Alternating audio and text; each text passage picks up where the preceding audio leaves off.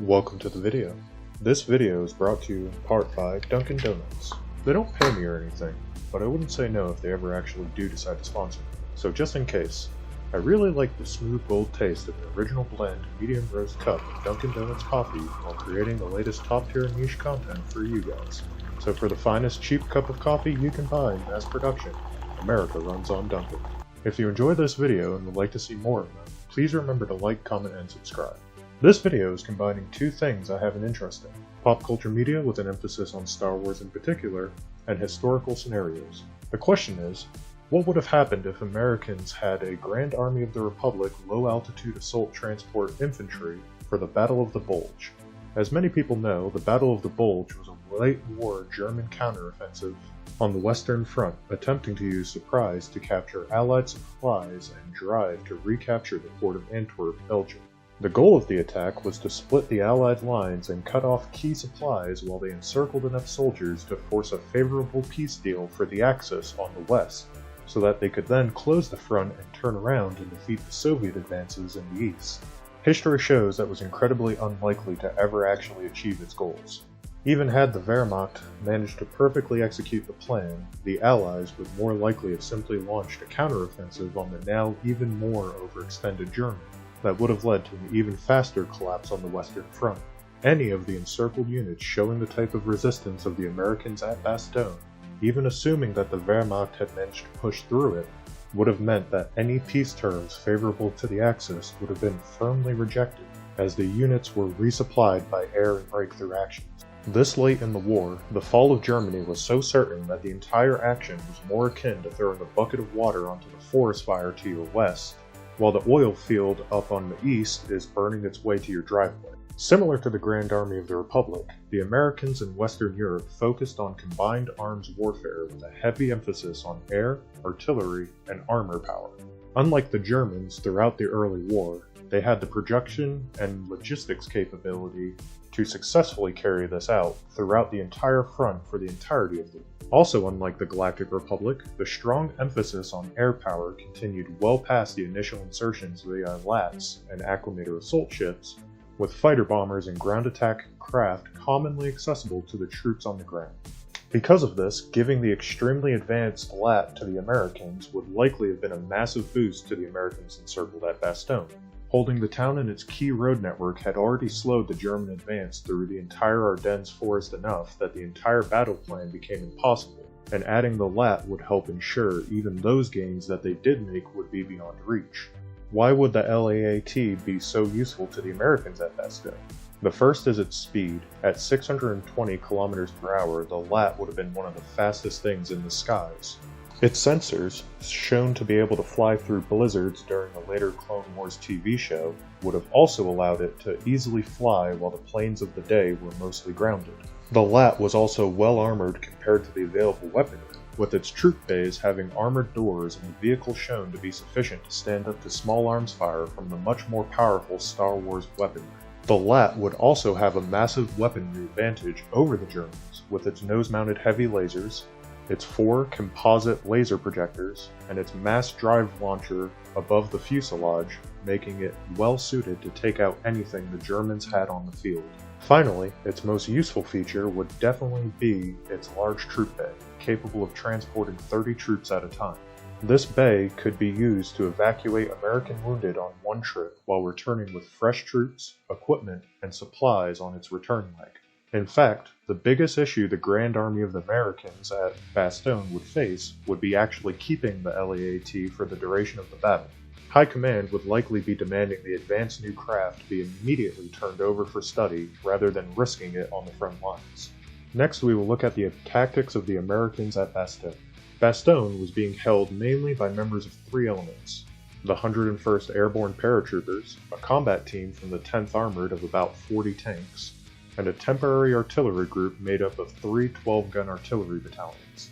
As the German advance pushed stragglers into the area, they were also incorporated into the defensive lines. The Americans knew they needed clear weather for air support for resupply and to help attack the Germans, but the unusually harsh winter had mostly grounded their aircraft. Instead, they focused their forces on holding the crucial town of Bastogne to deny those crossroads to their German counterparts.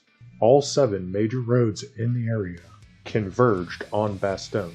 Cut off shortly into the battle, surrender was offered and swiftly denied in no uncertain terms.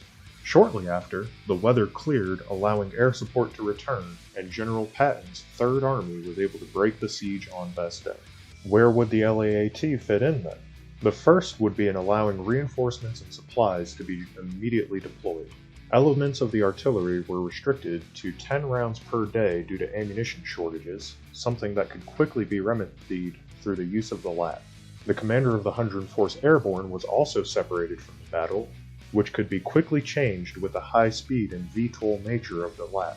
Lacking the need for an airfield, the LAAT could easily offload troops and supplies wherever they were needed, saving a lot of time and manpower as well as vehicular resources.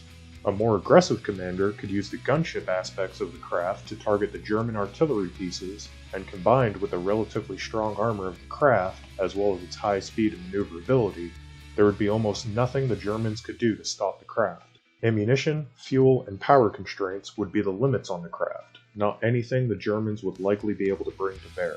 In history, the Germans attempted an encirclement after they failed to take the town from the east. In this scenario, they may not even successfully encircle the town. How would this affect the Western Front overall? Not at all really. The Germans would lose quicker, being forced to break off the entire attack in that sector, but would likely lose many more troops in that smaller time, comparable to their real losses in the siege of Bastogne itself. The Americans would miss the morale boost of the breaking of the siege and the town holding out against all odds, but they would also have a similar morale boost from kicking them back in the appearance of a now presumably classified aircraft to win the war for them. As the assaults failed and the one LAAT could not be everywhere, overall the German losses in the Battle of the Bulge may have been slightly reduced, but the entire attack would still have been a massive waste of resources that the Germans were already critically short of on this point. What would happen to the LAAT itself? As previously mentioned, the Allied High Command would immediately take the LAAT for study. If the Germans were lucky, it would be as soon as it appeared, and the battle itself would proceed almost identically to as it did in real life. Assuming the High Command allowed them to keep the LAAT for the battle itself, then took the craft, the battle would progress much more quickly and poorly for the Germans. The Allies, and especially the United States since the LAAT was with American forces, would receive huge boosts in a number of fields. The first is anti-gravity. The repulsor lifts of the LAAT would grant the same mobility of a helicopter without the need for the spinning blades that could be heard by enemy troops. Assuming sufficient power could be provided to them and they could be reverse engineered, not requiring Star Wars universe exclusive materials and things of that nature, you would see the emergence of helicopter-like craft and tactics decades before they gained prominence in the real world. The lasers would likely produce a boost in research, but only as proof of concepts, and not for directed energy weapons as a whole, since we lacked Bana gas in the real world. The mass drivers and sensors would likely be the most applicable technologies to be adapted, being closest to real-world technologies in use at the time.